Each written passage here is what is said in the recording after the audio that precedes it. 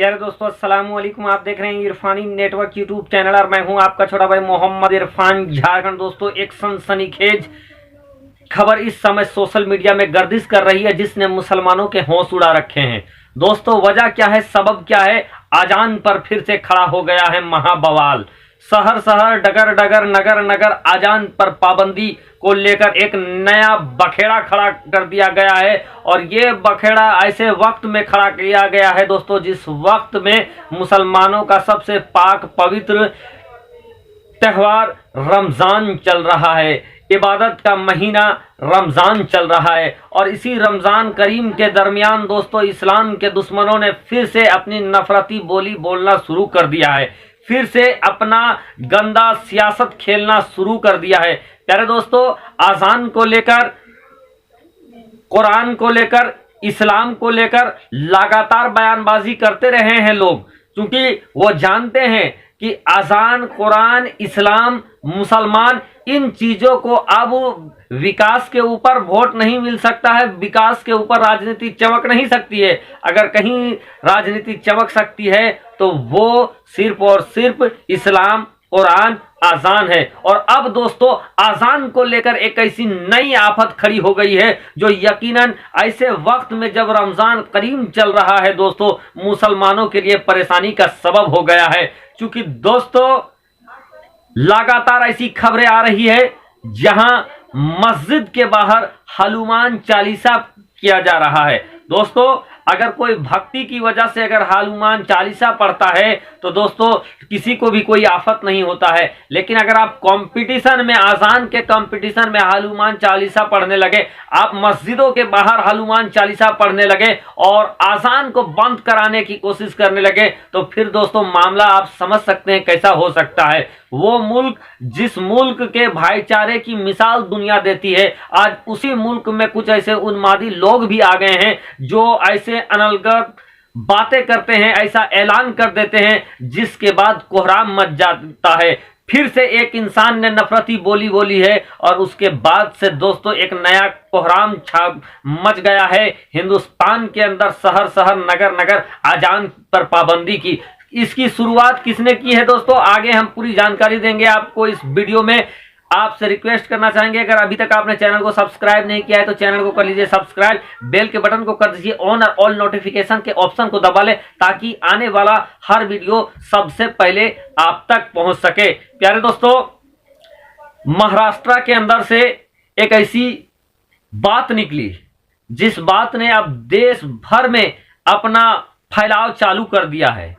दोस्तों, उद्धव ठाकरे, महाराष्ट्र के सीएम उद्धव ठाकरे, उनके एक भाई हैं, चचेरे भाई हैं, जिनको दुनिया जमाना राज ठाकरे के नाम से जानती है।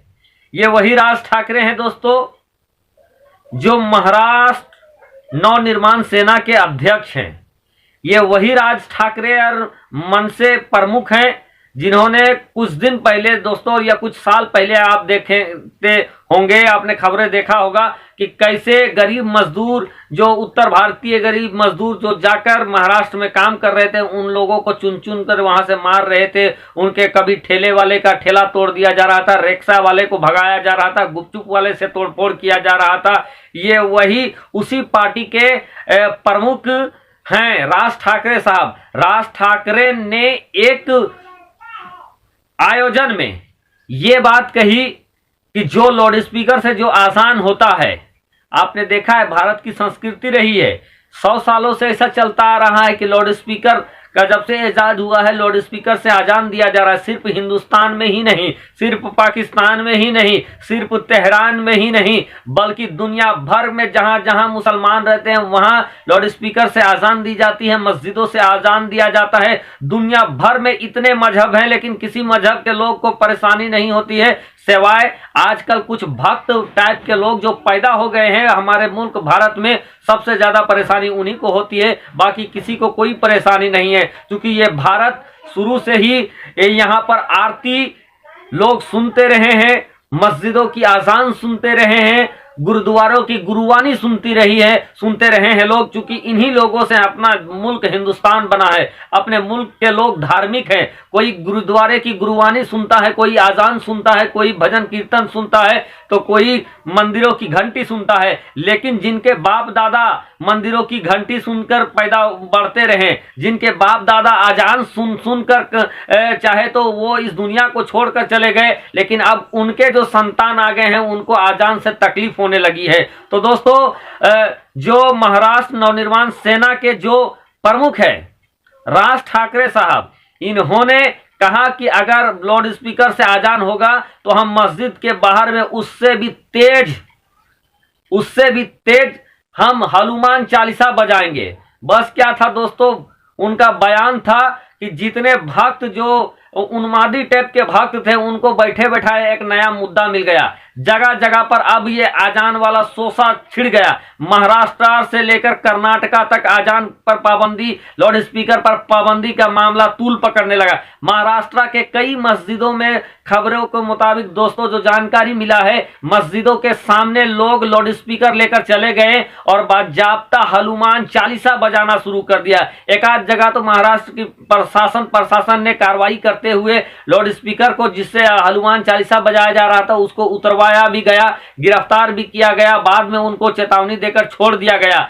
यानी दोस्तों पाबंदी, लाउड स्पीकर पर पाबंदी का ये मामला और हनुमान चालीसा बजाने का मामला इस कदर छोड़ दिया गया कि जिस देश के अंदर इस समय लोग परेशान थे उस देश में नया सोसा छोड़ दिया गया है। और इसका वजह क्या है दोस्तों, लोग मुसलमान आजान कुरान पर बयानबाजी करके लोग अपनी राजनीति को चमकाना चाहते हैं। और लोगों का कहना है कि जो ये बयानबाजी दिया गया है उद्धव ठाकरे के चचेरे भाई राज ठाकरे के द्वारा, कहीं ना कहीं ये उनको अपनी मरी हुई राजनीति को चमकाना है। चूंकि दोस्तों महाराष्ट्र के अंदर उनका जो राजनीतिक कैरियर है वो ना के बराबर है, कुछ भी नहीं है, लेकिन उनका जो बयान होता है बड़ा सनसनीखेज बयान होता है। और सुर्खियों में आने के लिए इस बार उन्होंने जो बयान डाला था आजान बंद करने का, हनुमान चालीसा चलाने का, पढ़ने का, उस बयान ने